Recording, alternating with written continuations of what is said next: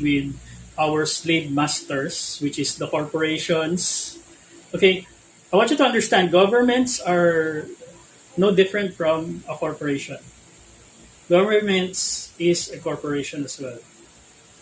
Any organization is a corporation. Why? Because a corporation, the the corporation serves a purpose of as a controller. So no human can be under control unless they are under a corporation, unless they consent to sign up for a corporation. Okay? Right. Whether you're talking about legally, spiritually, in every which perspective you want to perceive that statement, it applies. Okay? All right. Colonialism and its conquest was entirely a human endeavor.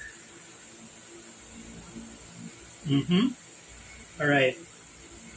So that thing, colonialism, evolved. Uh, Colonialism evolved without the hand of the owners of the earth, the dragon race.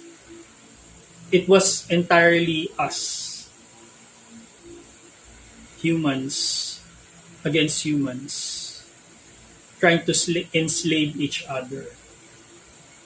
Okay, so that particular area of the human consciousness needs to heal ASAP.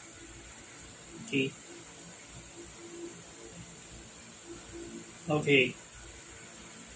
All right. So colonialism and its conquest is entirely a human endeavor, as well as all other systems we all agreed and consented to participate in.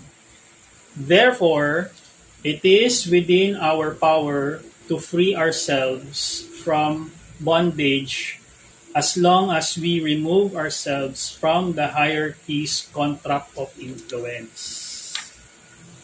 Okay, so what does that mean? It means that for you to be enslaved, you have to agree to be a slave.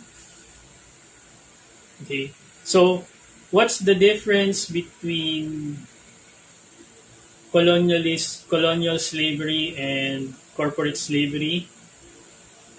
They're both slavery, but the colonial slavery, people